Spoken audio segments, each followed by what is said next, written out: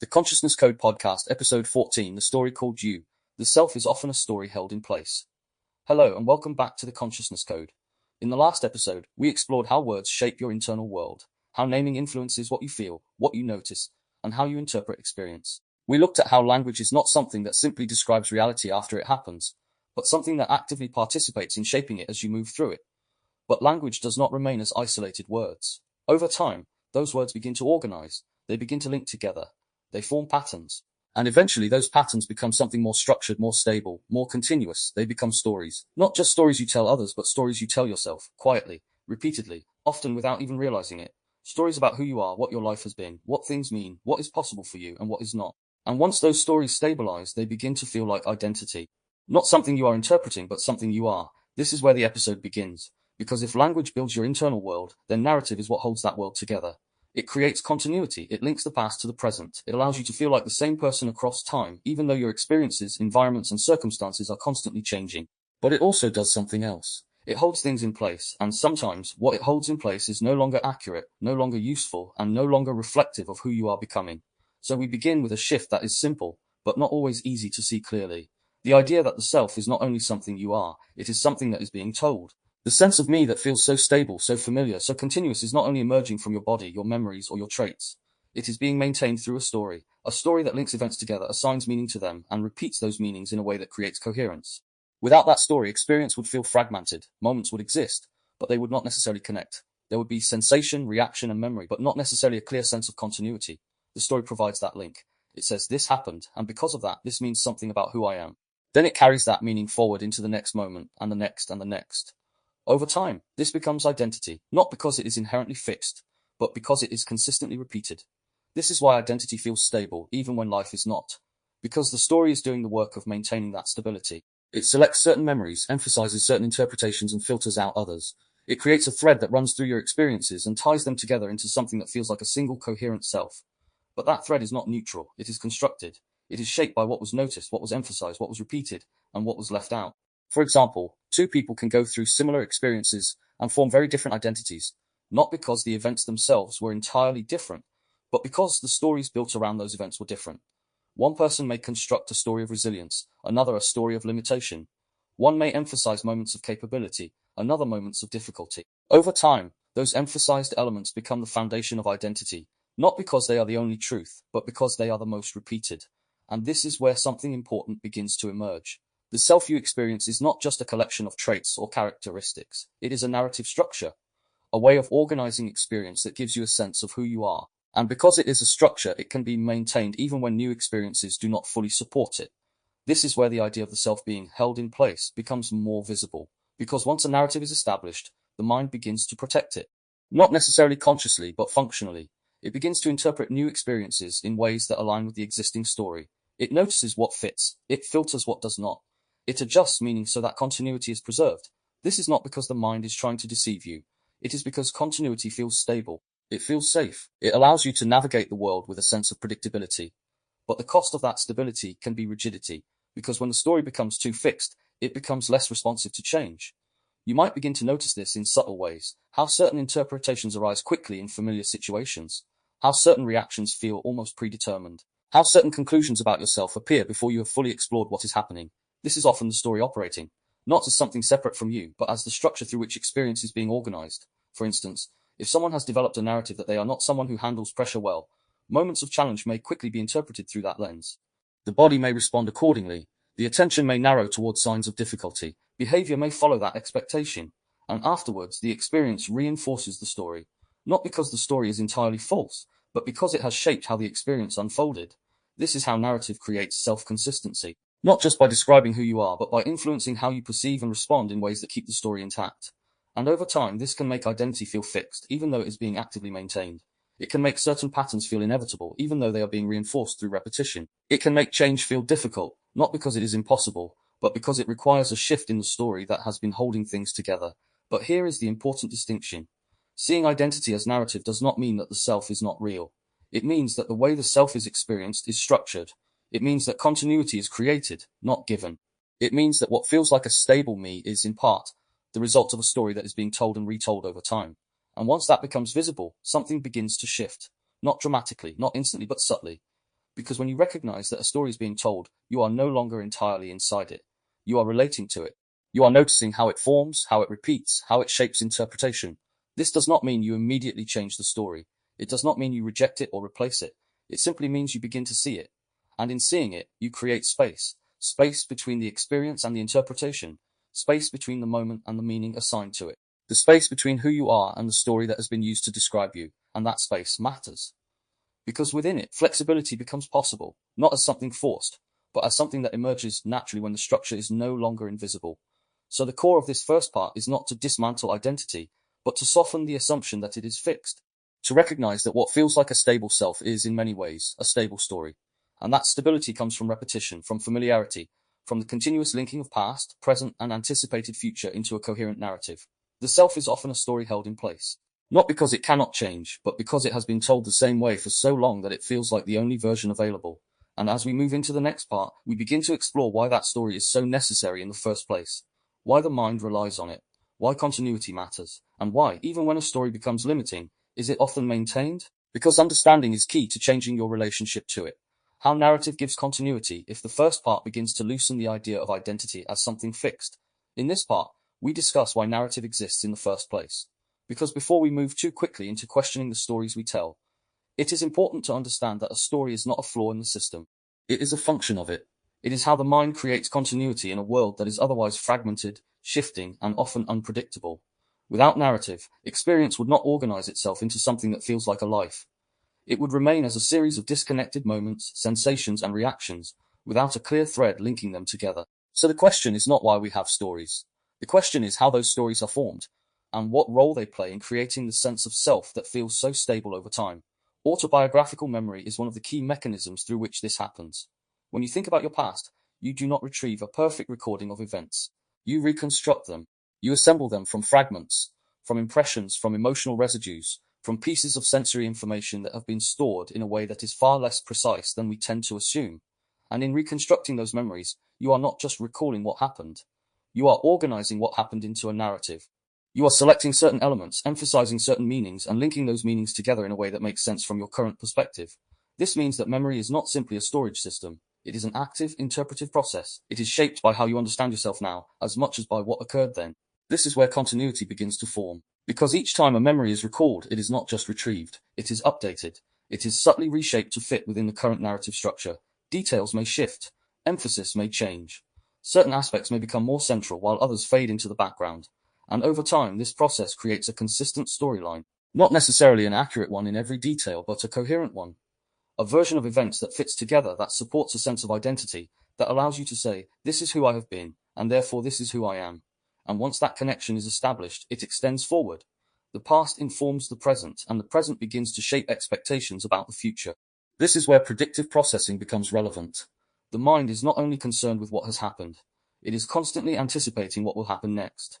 It uses patterns from the past to generate expectations about the future, and those expectations influence how the present moment is interpreted. Narrative plays a central role in this, because the story you hold about yourself is not only a description of the past, it is a framework for prediction.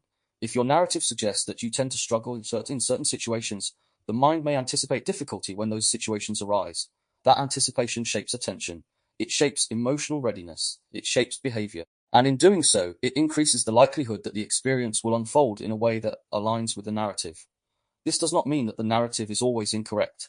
It means that it is influential. It acts as a filter through which new experiences are interpreted. It provides a template that helps the mind quickly make sense of what is happening, without having to process every detail from scratch. And this efficiency is important, because without it, the cognitive load of navigating the world would be overwhelming. Every moment would require full analysis. Every situation would need to be understood from the ground up. Narrative reduces that complexity. It allows the mind to operate with a degree of speed and coherence that will otherwise be difficult to maintain. But this efficiency comes with a trade-off, because when the narrative becomes too dominant, it can begin to override new information. It can shape perception in ways that limit flexibility. It can cause the mind to interpret ambiguous situations in line with the existing story, rather than exploring alternative possibilities. This is where identity begins to stabilize around continuity rather than accuracy. The priority becomes maintaining a coherent sense of self, rather than constantly updating that self in response to new information. And while this stability can be useful, it can also create rigidity. To understand why this happens, it is important to recognize that coherence is a psychological need. Humans are meaning-making beings. We are constantly trying to make sense of our experiences, to create patterns, to establish connections, to understand how different events relate to one another. When those connections are unclear, it creates a sense of uncertainty. And uncertainty, particularly when it is prolonged or intense, can feel destabilizing. Narrative reduces that uncertainty. It provides a structure that allows experiences to be integrated into a larger framework. It answers questions like, why did this happen? What does this mean about me? What should I expect going forward? Even when the answers are incomplete or biased, they offer a form of closure. They create a sense that things make sense, even if that sense is constructed. This is why people often maintain narratives that are not entirely accurate or beneficial, because the alternative is not simply a more accurate story. It is often a period of uncertainty, of not knowing, of having to reconsider previously held assumptions. And that process can feel uncomfortable. It can feel destabilizing. So the mind tends to favor continuity. It prefers a story that fits, even if it is not perfect, over a situation where the structure is unclear. This does not mean that change is impossible. It means that change requires a willingness to move through a period where the narrative is less stable. This is also where the distinction between continuity and accuracy becomes important. The story that creates the strongest sense of identity is not necessarily the one that is most accurate in every detail. It is the one that is most coherent, the one that links events together in a way that feels consistent, the one that provides a clear sense of who you are across time. And once that story is established, it becomes the reference point for interpreting new experiences. It becomes the lens through which the present is understood, and the future is anticipated. For example, consider how people often describe turning points in their lives. A particular event may be framed as the moment everything changed, the moment that explains what came after. But that framing is often applied retrospectively. The event itself may not have been experienced as definitive at the time. It is the narrative that gives it that significance. It is the story that positions it as central. And once that positioning is in place, it shapes how other events are interpreted. It becomes part of the continuity that defines identity. This does not mean that the event is unimportant. It means that its meaning is constructed through narrative, and that construction is influenced by how the mind is organizing experience at the time of recall. This is why different people can remember the same event differently, not because one is necessarily wrong, but because each is constructing a narrative that fits within their own sense of identity. Each is linking the event to different patterns, different meanings, different expectations, and over time those differences become part of how each person understands themselves. So narrative is not just something that sits on top of memory. It is part of how memory is formed, recalled, and integrated. It is the mechanism through which experiences are linked together into something that feels like a life. It creates the sense of me across time. It allows you to say, this is where I have been, this is where I am, and this is where I am going. Without that structure, the sense of self would be far less stable. It would be more fluid, more fragmented, more difficult to define. But again, this stability is not neutral. It is shaped by what is included in the story, what is emphasized, and what is omitted. And these choices are often not made consciously. They emerge from patterns of attention, emotional significance, and repeated interpretation. Certain experiences become central because they are revisited frequently. Others fade because they are not integrated into the narrative.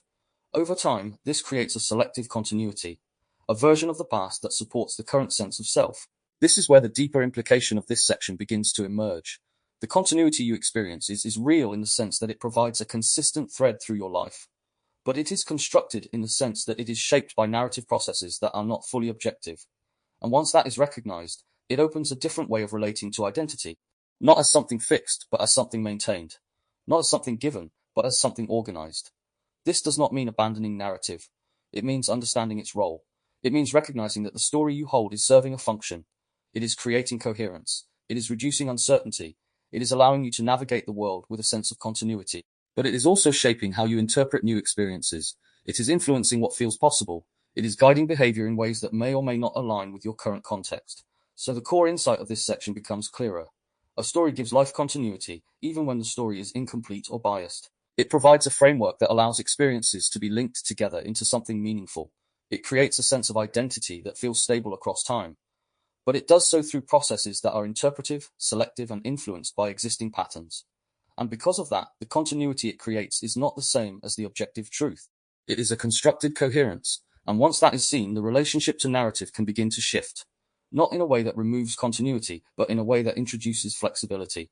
A recognition that the story is not the only possible way of linking events together, that alternative interpretations may exist. New experiences may not need to be forced into the existing structure, that the sense of self can evolve as the narrative evolves. This is not about rejecting your past. It is about recognizing how it has been organized. It is about seeing that the continuity you feel is supported by a story that has been constructed over time. And that understanding becomes important as we move into the next part. Because once we see that narrative provides continuity, the next question becomes why the mind depends on it so strongly. Why is the story not just useful, but necessary for navigating experience? And why, even when it becomes limiting, is it often maintained? Why the mind needs story. If the previous part showed how narrative creates continuity, this part goes deeper into why that continuity is needed in the first place. Because a story is not simply something we happen to do, it is something the mind relies on. It is a functional necessity. Not because we as a species enjoy storytelling in a cultural sense, but because without it, experience becomes difficult to organize, difficult to interpret, and difficult to regulate. A story is not just a layer on top of reality. It is part of the structure that allows reality to be navigated at all. At the most immediate level, this begins with uncertainty.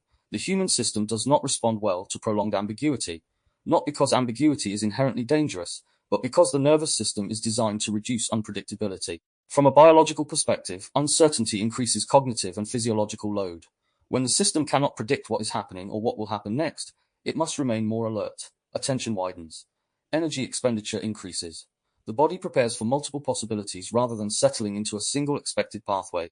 This state can be adaptive in short bursts, but when sustained, it becomes exhausting. So the system looks for ways to reduce that uncertainty as quickly as possible. Story is one of the primary ways this happens. Because a story does something that raw experience does not. It organizes it. It takes a series of events, sensations, and impressions and links them together into something that has direction, meaning, and implication. Instead of a sequence of unrelated moments, you get a narrative.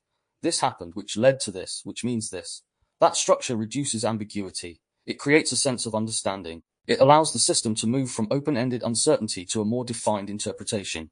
From a cognitive psychology perspective, this relates closely to what is often referred to as the need for cognitive closure. Research in this area, particularly the work of Ari Kruglansky, suggests that individuals have varying tolerances for ambiguity, but in general, there is a tendency to prefer clear, definite answers over uncertainty. When information is incomplete or ambiguous, the mind is motivated to close the gap to arrive at an interpretation that feels stable. The story provides that closure. It fills in gaps. It resolves open loops. It creates a sense that things make sense even if that sense is constructed from limited information. This is not necessarily a flaw. It is an efficiency. Because without closure, the mind would remain in a constant state of analysis. Every situation would remain open, unresolved, and cognitively demanding. Story reduces that load. It allows the system to settle. It says, this is what this is, and in doing so, it allows attention to move forward. But again, the trade-off is that closure can occur before full understanding. The story may stabilize quickly, not because it is fully accurate, but because it reduces uncertainty. From a neuroscience perspective, this process is closely linked to predictive processing. The brain is constantly generating models of the world, predictions about what is likely to happen based on experience. These models are updated as new information comes in, but they are also used to interpret that information in the first place. Story functions as a higher-level organization of these predictive models. It links them across time. It provides a framework that allows the brain to anticipate not just immediate sensory input, but broader patterns of experience. When a narrative is in place, it becomes easier for the system to predict what might happen next, and that prediction reduces uncertainty. This is where meaning-making becomes central, because a story not only organizes events, it assigns meaning to them. It answers questions like, why did this happen? What does this say about me? What should I expect going forward? And those answers influence how the system prepares. If an event is interpreted as threatening, the body prepares for defense. If it is interpreted as manageable, the body prepares differently. Meaning is not just cognitive, it is physiological. It shapes how the nervous system responds. This is why the story is deeply tied to emotional regulation. Because without a narrative, emotional experiences can feel chaotic. Intense feelings without context can be difficult to process. They can feel overwhelming, disorienting, or even meaningless. A story provides a container. It gives those feelings a place within a larger structure. It says this makes sense because, and in doing so, it reduces the intensity of the unknown. Even when the story is painful, it can still be regulating because it provides coherence. This is particularly evident in situations of stress or trauma. When something highly disruptive occurs, one of the first responses is often an attempt to make sense of it, to understand why it happened, what it means, and how it fits into the broader narrative of one's life. This process is not always immediate, and it can take time, but the drive toward it is strong, because without that integration, the experience remains fragmented. It does not fit into the existing narrative, and that lack of fit can be destabilizing. Story becomes a way of integrating the experience, of restoring coherence, even if the narrative that forms is not entirely complete or accurate. Experience becomes a series of disconnected moments, without a clear thread linking them together. From a phenomenological perspective, this can also be understood in terms of how experience is always already structured. We do not encounter the world as raw data. We encounter it as meaningful. And that meaning is shaped by prior interpretations, by context, by narrative frameworks that are already in place. A story is not something added after perception. It is part of how perception is organized. It influences what is noticed, what is emphasized, and what is remembered. From a spiritual perspective, narrative takes on an additional layer. Many traditions recognize the human tendency to construct identity through story, but they also point to the possibility that the story is not the entirety of what we are. In practices such as mindfulness or contemplative inquiry, there is often an emphasis on observing the flow of thoughts and narratives without fully identifying with them. This does not deny the function of the story, but it introduces a distinction between the story and the awareness that observes it. In that sense, the story can be seen as both necessary and limited. Necessary for navigating the world, but limited in its ability to fully capture the complexity of experience. Some spiritual frameworks describe the self as something that becomes entangled in narrative, mistaking the story for the entirety of identity. From this perspective, the problem is not that the story exists, but that it is taken as absolute, that the narrative becomes fixed, unquestioned, and equated with reality itself. The work, then, is not to eliminate the story, but to loosen identification with it, to recognize that it is a construction, a tool, rather than a complete representation of what is. Bringing this back to the psychological level, we can see that the story operates as a form of grounding. It provides orientation. It tells you where you are in relation to what has happened and what might happen next. It reduces the sense of being lost in experience. It creates a map. Like any map, it simplifies. It cannot include every detail. It highlights certain features, omits others, and presents a version of reality that is useful for navigation, even if it is not exhaustive. This is where the idea of narrative as emotional regulation becomes particularly important. Because when experience becomes overwhelming, the system looks for ways to restore balance. A story can provide that balance by organizing the experience into something that feels manageable. It can reduce chaos by creating structure. It can reduce intensity by providing context. It can transform raw emotion into something that can be understood and integrated. But again, this regulation can come at a cost. Because the same story that reduces chaos can also limit flexibility. It can create patterns that are repeated, even when they are no longer necessary. It can stabilize interpretations that were once adaptive, but have become restrictive. And because the story is serving a regulatory function, it may be maintained even when it is not fully accurate. This is why it is important to see the story as both necessary and limited. It is necessary because it provides coherence, reduces uncertainty, and supports emotional regulation. Without it, experience would be fragmented and difficult to navigate. But it is limited because it is constructed, selective, and influenced by prior patterns. It is not a complete representation of reality, but a structured interpretation of it. So the core insight of this section becomes clear. Without a story, experience becomes fragmented and difficult to navigate. The mind relies on narrative to create continuity, reduce ambiguity, and stabilize meaning. It uses a story to organize the past, interpret the present, and anticipate the future. It uses story to regulate emotion, to create a sense of identity, and to provide existential grounding. But in doing so, it also creates structures that can become fixed, patterns that can become limiting, interpretations that can be mistaken for reality itself. And this sets up the next part of the episode. But at a deeper level, they can diverge significantly in how they relate to reality. Clarifying stories tend to remain open, flexible, and responsive to new information. Protective stories tend to become fixed, rigid, and resistant to change. And while both can begin as adaptive responses, over time, their effects can become very different. Clarifying stories are those that help you make sense of your experience without closing it down. They acknowledge patterns, but they do not turn those patterns into absolute rules. They allow for nuance. They remain open to revision. They recognize that what has happened informs understanding, but does not completely define what is possible going forward. These stories tend to evolve as new experiences are integrated. They are not static. They adjust as the context changes. For example, someone might reflect on a challenging experience and conclude, I learned that I tend to withdraw when things become intense. This is a clarifying narrative. It identifies a pattern. It provides insight, but it does not lock that pattern into identity. It does not say, this is who I am. It leaves room for awareness, for adjustment, for change. It allows the person to recognize the pattern without being defined by it. Protective stories, by contrast, often move in a different direction. They begin with a similar need to make sense of experience, but they stabilize into something more rigid. They prioritize safety, predictability, and identity preservation over flexibility. They take patterns and turn them into rules. They take experiences and turn them into fixed meanings. They create a sense of certainty, but that certainty can come at the cost of openness. For example, the same experience might lead to a different narrative. This is just how things are. People can't be trusted.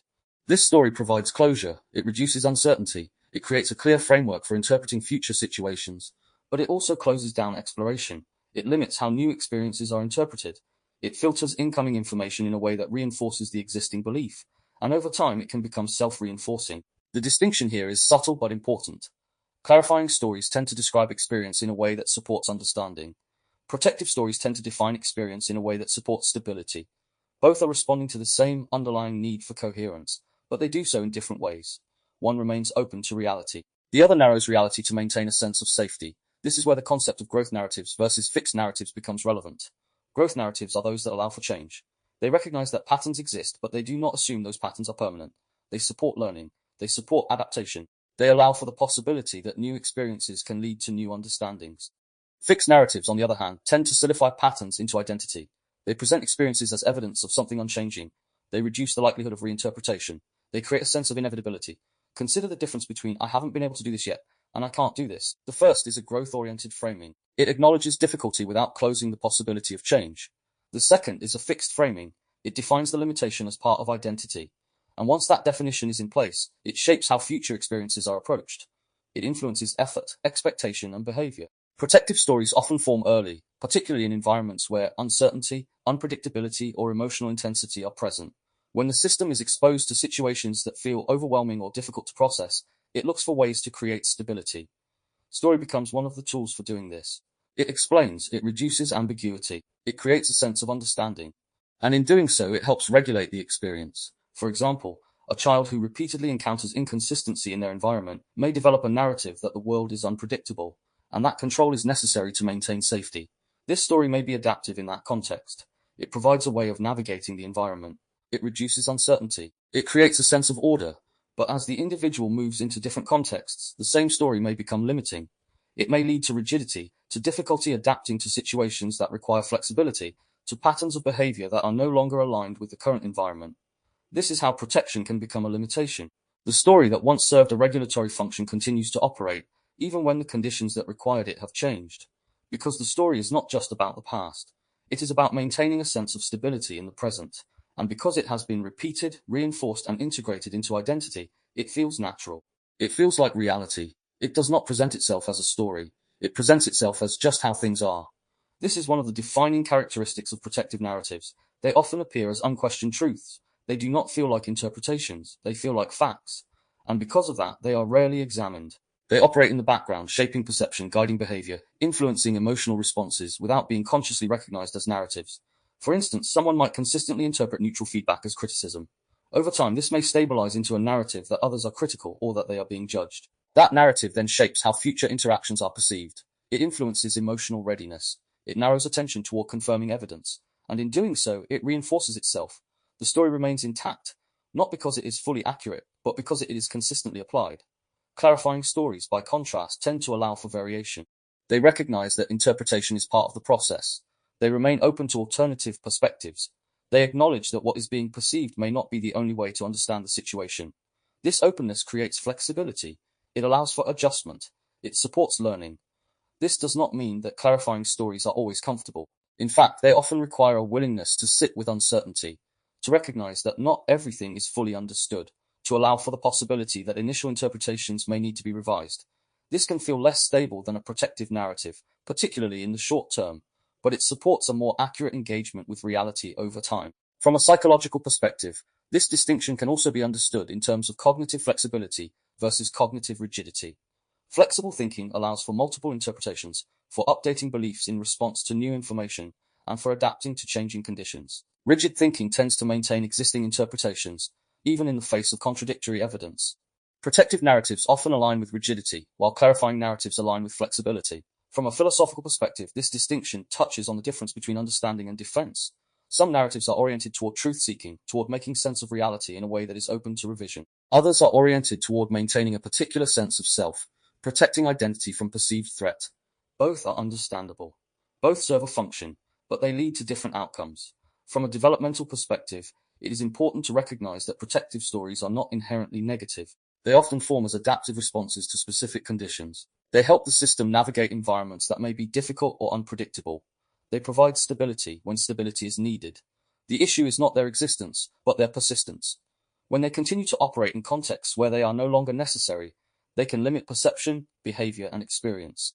This is why awareness becomes important, not as a way of immediately changing the story, but as a way of recognizing it.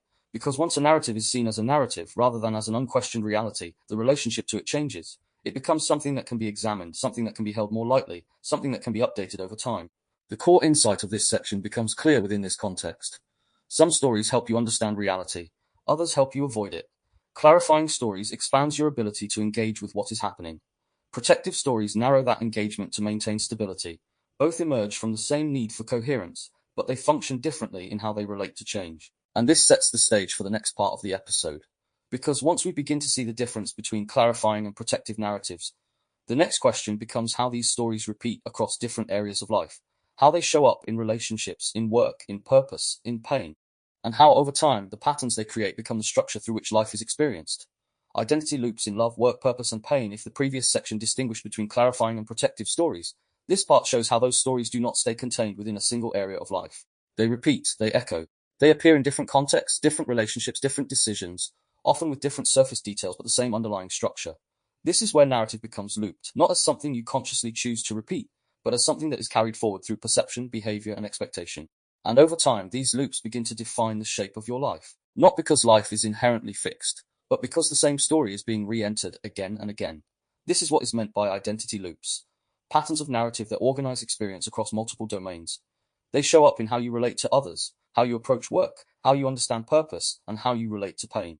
And because they are familiar, they often feel natural. They feel like just the way things unfold. But when looked at more closely, they reveal repetition, not of identical events, but of similar meanings. In relationships, these loops can be particularly visible, not always immediately, but over time. You might notice recurring dynamics, a tendency toward withdrawal when connection becomes intense, a pattern of anticipating rejection, even in neutral situations, a pull toward controlling outcomes to feel safe. These are not random behaviors. They are shaped by narrative, by the story that has been formed about what relationships are, what to expect, and how to respond. For instance, someone who carries a narrative that closeness leads to instability may find themselves pulling away when relationships deepen. Not necessarily because the current relationship is unsafe, but because the narrative has already assigned meaning to that level of intimacy. The body responds accordingly. Attention shifts toward a potential threat. Behavior follows, and the outcome often reinforces the story. The relationship becomes strained. Distance increases, and the narrative is confirmed. This is why I keep my distance. The loop continues. Another individual may carry a different narrative. That connection requires constant effort, constant reassurance, constant monitoring. In this case, relationships may be approached with heightened vigilance. Small changes in tone or behavior may be interpreted as significant. Emotional energy is invested in maintaining stability. And over time, this can create tension, not because the relationship is inherently unstable, but because the narrative is shaping how it is experienced. Again, the loop reinforces itself. These relational loops are not simply behavioral habits, they are narrative-driven patterns. They are shaped by how past experiences have been interpreted and carried forward. And because they operate across different relationships, they can create a sense that this always happens, when in reality, what is repeating is the narrative structure. In work and competence, similar loops can emerge. Narratives about ability, capability, and identity within a professional or skill-based context can shape how opportunities are approached. Someone who carries a narrative of, I'm not that kind of person, may avoid certain paths, not because they are incapable, but because the story has already defined the boundary. This is not always conscious. It often appears as preference, as inclination, as a sense of what feels right. But beneath that is a narrative that has stabilized identity in a particular way. Another example might be someone who consistently frames their efforts through a narrative of struggle. I always find this difficult. It never works out the way I want. I'm just not good at this. These phrases do not just describe experience, shape it. They influence how tasks are approached, how setbacks are interpreted, and how persistence is maintained. And over time, they create a loop. Difficulty leads to the reinforcement of the narrative, which influences future behavior, which leads to similar outcomes. This is where narrative begins to shape not just perception, but trajectory. It influences which paths are taken, which opportunities are pursued, and which risks are avoided. It creates a framework within which decisions are made. And because that framework is familiar, it often goes unquestioned. Purpose narratives operate similarly, but often with a deeper layer of meaning. These are the stories that relate to worth, contribution, and direction. They answer questions like, what am I here for? What do I offer? What gives my life meaning? And because these questions are existential in nature, the narratives that form around them can be particularly influential. Someone may develop a narrative that their worth is tied to productivity, to achievement, to output. In this case, purpose becomes closely linked to doing, to producing, to contribute in measurable ways. This narrative can drive motivation, focus, and ambition. But it can also create pressure, burnout, and a sense that rest or stillness is misaligned with identity. The loop here is not just behavioral. It is existential. It shapes how the individual understands their place in the world. Another person may carry a narrative whose purpose is unclear, inaccessible, or something that belongs to others but not to them. This can create a different kind of loop, one where exploration is limited, where attempts are short-lived, where meaning feels distant. Again, the narrative shapes behavior, which reinforces the narrative. Pain identity is perhaps one of the most complex forms of narrative looping, because pain, particularly when it is repeated or intense, often becomes integrated into identity, not as something that is simply experienced, but as something that defines the self. The narrative may not always be explicit, but it can take forms such as, this is what my life is like, this is what I carry, this is part of who I am. This does not mean that the pain is imagined or exaggerated. It means that the way it is held has shifted. It has become part of the narrative structure that provides continuity. And in doing so, it can create stability, even within difficulty, because the story provides coherence. It explains why things feel the way they do. It creates a sense of understanding. But it can also create limitations because when pain becomes identity, change can feel like a threat to that identity. Not consciously, but structurally. The system has organized itself around the narrative, and altering that narrative requires a shift in how experience is understood. This is where the concept of repetition compulsion becomes relevant. Originally described in psychoanalytic theory, it refers to the tendency to repeat patterns, particularly those that are unresolved, in an attempt to gain mastery or resolution. From a narrative perspective, this can be understood as the reenactment of familiar storylines, not necessarily because they are desired, but because they are known. They provide a structure that the system recognizes. Familiar emotional environments play a role in this as well.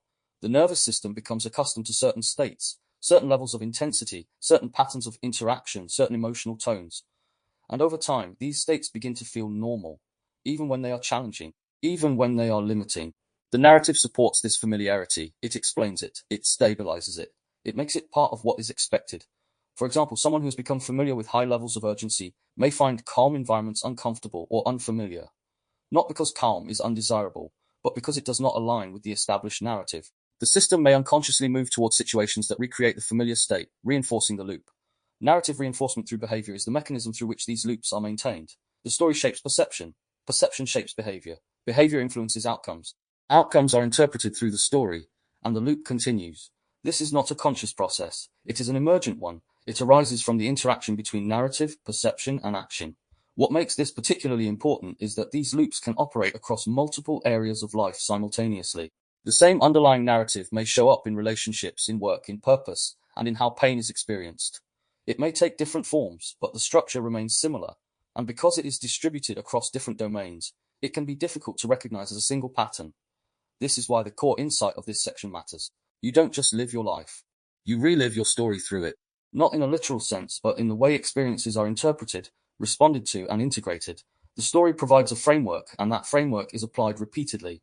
It shapes how new situations are approached. It influences what is noticed, what is emphasized, and what is remembered. But within this repetition, there is also the possibility of awareness. Because once the pattern is seen, even partially, the relationship to it can begin to change. Not by forcing a different outcome, but by recognizing that the loop exists. That which feels like a series of separate events may be connected through a common narrative. This does not immediately break the loop, but it introduces a different kind of engagement, one where the story is not entirely invisible, one where the patterns can be observed, one where the familiarity of the narrative can be recognized as familiarity rather than inevitability. And that recognition becomes important as we move into the next part. Because once we see how narrative loops operate across life domains, the next step is not to replace the story, but to change the relationship to it. To explore what it means to live with narrative without being fully defined by it. To allow for continuity without rigidity. To engage with identity as something that can evolve, rather than something that must be maintained exactly as it has been. How a new life requires a new narrative relationship. If the previous part revealed how identity loops repeat across different areas of life, then this section begins to open a different possibility. Not the idea of replacing your story with a completely new one, but something more subtle and in many ways more sustainable. A shift in your relationship to the story itself. Because transformation is often misunderstood as something that requires dramatic change at the level of behavior or identity. A new version of you, a new set of beliefs, a new direction. But what tends to be overlooked is that behavior is often downstream of narrative. And narrative is not something you can simply replace without consequence because it is holding together your sense of continuity. So the question becomes not how do I create a new story, but how do I relate differently to the one I already have? This is where the distinction becomes important. You don't need a new story. You need a different relationship than the one you have. Because the story itself is not the problem. It is doing something necessary. It is organizing your experience. It is creating coherence. It is allowing you to move through the world with a sense of continuity. The issue arises when the story becomes fixed, unquestioned, and treated as the only possible interpretation, when it becomes something you are inside of, rather than something you are relating to. So the shift begins here, not with changing the content of the narrative, but with seeing it, recognizing that what feels like who I am is, in part, a pattern of interpretation that has been repeated over time, noticing the storyline as it arises in real time, rather than only reflecting on it afterwards. Because most of the time, narrative operates automatically. It appears as an immediate interpretation. It does not announce itself as a story. It presents itself as reality. You might notice this in moments where something happens, and the meaning arrives instantly. A situation unfolds, and without pause, there is a conclusion. About what it means, about what it says about you, about what is likely to happen next. That conclusion often carries the structure of your existing narrative. It is not random, it is patterned, and once it appears, it begins to shape your response. So the first practical angle in this shift is noticing repeated storylines. Not in an abstract way, but in the immediacy of experience. What interpretations arrive quickly? What meanings feel automatic? What conclusions seem obvious, but may actually be familiar rather than accurate? Because these are the points where narrative is actively shaping your reality. For example, you might notice a recurring storyline around effort and outcome, a pattern where attempts are quickly framed as unlikely to succeed, or where progress is minimized, and difficulty is emphasized. This does not mean the difficulty is not real. It means the way it is being interpreted is consistent, and that consistency is what creates the loop. Once the storyline is noticed, the next step is not to replace it, but to question its certainty. Not in a confrontational way, not by forcing an alternative, but by gently loosening the assumption that it is the only way to understand what is happening. This is where narrative begins to shift from being absolute to being one of multiple possible interpretations. You might ask, is this the only way to see this, or what else could this mean? Not to invalidate the original interpretation, but to expand the field around it. Because when narrative is treated as certain, it closes down exploration. When it is treated as one perspective among others, it opens it. This is where flexibility begins to emerge, not by abandoning coherence, but by allowing coherence to be dynamic rather than fixed. The story can still exist. It can still provide continuity, but it is no longer the only reference point. It becomes something that can be adjusted, updated, and reinterpreted as new information becomes available. This also means allowing multiple interpretations to coexist, at least temporarily. Instead of moving quickly to a single conclusion, there is space for ambiguity, for not knowing immediately, for holding more than one possible meaning at the same time. This can feel unfamiliar, particularly if the system is used to resolving uncertainty quickly, but it is within this space that narrative becomes more flexible. For example, rather than concluding, this situation confirms what I already know, there may be a moment where the experience is held without immediate closure, where the interpretation is allowed to remain open, where the meaning is not fixed right away, and in that openness, different responses become possible. Not because the situation has changed, but because the narrative has not yet collapsed it into a single definition. This is where transformation begins to move beyond behavior. Because if behavior is shaped by how situations are interpreted, then altering the relationship to interpretation changes the conditions from which behavior emerges. You are not forcing yourself to act differently. You are changing how the situation is understood, which in turn influences how you respond. From a psychological perspective, this aligns with the idea of cognitive flexibility, the ability to update interpretations in response to new information, rather than maintaining a fixed perspective. But in this context, it is not just about thinking differently. It is about recognizing that thinking itself is structured through narrative, and that narrative can be engaged with, rather than simply followed. From a philosophical perspective, this also touches on the distinction between identification and observation. When you are fully identified with a narrative, it feels like reality. When you begin to observe it, it becomes something you are relating to. This does not create distance in a detached sense, but in a reflective one. You are still within the experience, but you are also aware of how it is being interpreted. From a practical standpoint, this means slowing down the moment of interpretation. Not stopping it entirely, but creating enough space to notice it as it happens. This might be a brief pause, a moment of recognition, a shift from immediate certainty to slight curiosity. And within that moment, the narrative is no longer completely automatic. This does not require constant effort or monitoring. In fact, trying to control every interpretation can become another form of rigidity. The aim is not to perfect your thinking, but to become aware of how it is structured, to see when the story is shaping your experience, and to allow for the possibility that it is not the only way to understand what is happening. Over time, this awareness begins to change the relationship to identity, not by removing the sense of self, but by loosening its fixed nature. You begin to see that what feels like who I am is influenced by how your experiences have been interpreted and linked together, and that those interpretations are not static. They can evolve. This is where the idea of coherence without rigidity becomes important. You still have a sense of continuity. You still have a narrative that links your experiences together, but it is no longer fixed in the same way. It is responsive. It adjusts as new information is integrated. It allows for change without losing structure. this is also where resistance can arise. Because changing your relationship to narrative means moving away from certainty. It means allowing for periods where the story is less defined, where identity feels less fixed, where the familiar patterns are not as dominant.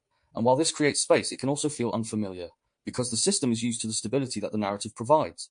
But this is not instability in a negative sense. It is flexibility. It is the capacity to engage with experience without immediately collapsing it into a predefined structure. And within that flexibility, new possibilities begin to emerge, not as something forced, but as something that becomes available when the constraints of the existing narrative are loosened. So the transformation here is not about becoming someone else. It is about relating differently to the story that has been shaping your experience. It is about seeing that the narrative is not the entirety of who you are, but a structure that has been organizing your experience. And that structure can be engaged with rather than simply followed. The core distinction holds. You don't need a new story. You need a different relationship than the one you have. Because once that relationship changes, the story itself begins to evolve. Not through force, but through awareness. Not by replacing it, but by allowing it to become more flexible, more responsive, more aligned with the reality you are actually living. And this sets up the final part of the episode. Because once the relationship to narrative begins to shift, the question becomes how to live with that awareness. How to notice the story in real time, how to engage with it without being confined by it, and how to move through life with a sense of identity that is coherent but not fixed. Integration, becoming more than the story that once kept you safe by now, something deeper should be settling into place. Not as a new belief, but as a different way of seeing. That identity is not something fixed that you simply carry through life unchanged. It is something maintained, something reinforced, something repeated. And that repetition is what gives it weight, familiarity, and the sense that it is simply who you are. Because the story does not exist once. It exists continuously. Each time you interpret an event, each time you describe yourself, each time you assign meaning to what is happening, the narrative is being reinforced. Not in a dramatic way, but in a subtle, consistent one. And over time, that consistency becomes identity. This is why identity can feel so stable, even when life is not. Because the story is doing the work of stabilizing it. It is linking experiences together. It is selecting what matters. It is reinforcing patterns that feel familiar. And in doing so, it creates a version of reality that feels coherent, even if it is incomplete. But what changes now is not the existence of the story. It is your relationship to it. Because once you begin to see that the story is being repeated, that it is being actively maintained through interpretation, something shifts. You are no longer entirely inside it. You are aware of it. You can notice it as it happens. You can feel when a familiar interpretation arises. You can recognize when a pattern is being reinforced. And that awareness introduces space. Not a large space, not a complete separation, but enough to change how the story functions. Because when a story is invisible, it feels like reality. When it is visible, it becomes something you are relating to. This is the foundation of narrative flexibility. Not replacing your story, not rejecting it, but holding it. Allowing it to exist without being entirely defined by it. Recognizing that it is one way of organizing experience, not the only way. This is where something important becomes possible. You can begin to see that the story can be held rather than obeyed. Because much of the time, narrative does not feel optional. It feels directive. It shapes how you respond, how you interpret, how you behave. It tells you what something means, and from that meaning, action follows. But when you begin to see the story as a story, rather than as an unquestioned truth, that directive quality softens. You may still feel the pull of the narrative, the familiarity of it, the way it wants to organize the moment, but you are not fully inside it in the same way. You are aware that it is happening, and in that awareness, you can choose how tightly you hold it. This does not mean you immediately act differently. It means you are no longer completely governed by the automatic interpretation, and that distinction matters. Because once the story is seen, it no longer has the same level of control. It becomes influence rather than identity. This is where the reflection prompts in this section become more than questions. They become tools for real-time awareness. Not something to answer once, but something to return to sit with, to explore as your experience unfolds. What story do I return to most often about myself? This is an invitation to notice repetition, not just the content of the story, but the frequency of it. What themes appear again and again? What interpretations feel immediate, familiar, almost automatic, because those are the narratives that are most actively shaping your identity? What parts of my identity feel fixed rather than flexible? Here, the focus shifts to where the narrative has become solid, where it no longer feels like interpretation, but like fact. These are the places where the story is most stabilized, where change may feel difficult, not because it is impossible, but because the narrative has defined the boundaries. Where did this story come from? This question introduces context, not to analyze the past in detail, but to recognize that the story did not appear randomly. It formed in response to experience. It was shaped by environment, by relationships, by moments that carried meaning. Seeing this does not invalidate the story. It situates it. It places it within a broader context. What does this story protect me from? This is where the protective function becomes visible. Because many narratives are not only about understanding, they're about safety. They reduce uncertainty. They create predictability. They prevent certain experiences from being revisited. And recognizing what a story is protecting you from allows you to see its function more clearly. What changes when I hold the story more lightly? This is where experimentation begins. Not by replacing the story, but by loosening your grip on it, by allowing it to be present without fully collapsing into it. And in that slight shift, something often changes. The intensity may reduce, the interpretation may soften, the response may become less rigid. These questions are not about fixing anything, they are about seeing. Because once you see the structure, the relationship changes. That is where the integration of this episode lands. You are not only shaped by your story, you are participating in it every time you repeat it. Not in a way that suggests control over every aspect of your experience, but in a way that recognizes your role in how that experience is interpreted and reinforced. Each time a familiar phrase arises, each time a pattern is recognized and applied, each time a meaning is assigned, the narrative is being maintained. Once that becomes visible, the process is no longer entirely automatic. You begin to see where the story is active. You begin to recognize how it shapes your perception. You begin to feel the difference between being inside the story and observing it. Within that difference, there is space. Space for flexibility, space for variation, space for something new to emerge. Not by force, but by allowing the existing structure to loosen. This is what it means to become more than the story that once kept you safe. Not by abandoning it, but by no longer being fully defined by it. If we step back and look at what has been explored across this episode, a clear pattern begins to emerge. Identity is not something fixed that exists independently of experience. It is something stabilized through repeated narrative, through the consistent linking of past, present, and anticipated future into a coherent story. That story creates continuity. It allows you to feel like the same person across time. It provides meaning. It reduces uncertainty. It organizes experience in a way that is navigable. But that continuity does not necessarily mean accuracy, because the story is constructed. It is selective. It emphasizes certain experiences, omits others, and links them together in ways that support coherence. Within that construction, protective narratives can form. Stories that provide safety, predictability, and identity. Stories that reduce uncertainty. Stories that stabilize meaning. But over time, those protective narratives can become limiting identities. They can define boundaries that are no longer necessary. They can shape perception in ways that reduce flexibility.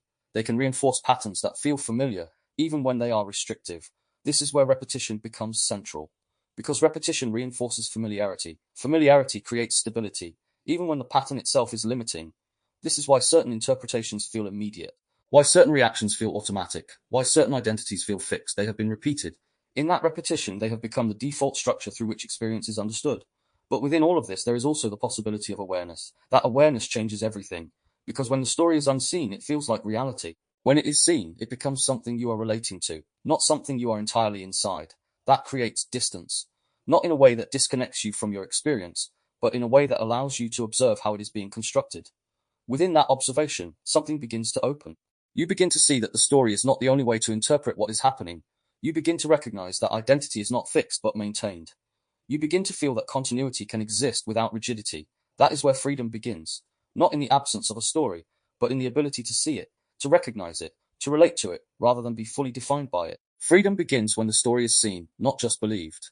In this episode, we explored how identity is shaped through the stories you repeat, how narrative creates continuity, how the self is stabilized through patterns of meaning that feel deeply personal, but are often constructed over time. But those stories do not form in isolation. They are influenced, shaped, reinforced, not only by your own experience, but by the language, systems, and environments around you. Because if identity is built through narrative, then influence works by shaping the stories you come to believe. This is where the next layer begins, because manipulation is not something that only happens in extreme or obvious situations. It is often subtle, structured, embedded within everyday interactions, messaging, and communication. It operates through attention, through emotion, through language, through identity. It enters the system in ways that do not always feel like influence, and because of that, it can be difficult to recognize. In the next episode, we move into manipulation, not as something theatrical or exaggerated, but as something grounded, systematic, and often invisible. We will explore how attention is captured, how emotion is leveraged, how language frames perception, and how identity itself becomes a point of influence. Manipulation is not effective because people are weak. It is effective because consciousness has architecture, and once that architecture is understood, influence becomes much easier to see. Episode 15 Preview: How Manipulation Works. The next episode expands into a deeper layer of influence, not by introducing entirely new concepts, but by showing how the structures we have already explored can be used externally. Because if framing shapes perception, if language shapes internal reality, if narrative shapes identity, then these become points of leverage. Manipulation works by entering those points, by shaping attention, by activating emotion, by framing meaning, by influencing identity, and it does so in ways that are often subtle, often normalized, often embedded within everyday communication. We will explore how persuasion operates, how gaslighting alters perception, how coercive framing influences behavior, how shame and belonging pressure shape identity, how ideological narratives recruit and stabilize belief, how these processes can occur not only externally, but internally as well. Because self-manipulation is often part of the same system, the structure of the episode will move through this step by step, beginning with how influence enters awareness. Why is manipulation rarely obvious? How attention, emotion, and language act as leverage points. How identity becomes a mechanism of capture. How doubt can be induced through reframing, and how ethics becomes central in distinguishing clarity from control. The episode will close with integration, not as a call to become resistant or closed, but as a way of becoming more aware, more difficult to capture without losing openness. So, as we close this episode, I leave you with this. Notice the story you keep telling yourself and the moments it repeats. Thank you for joining me today. You've been listening to the Conscious Code Podcast, Episode 14, The Story Called You. Until next time, I'm James Miller.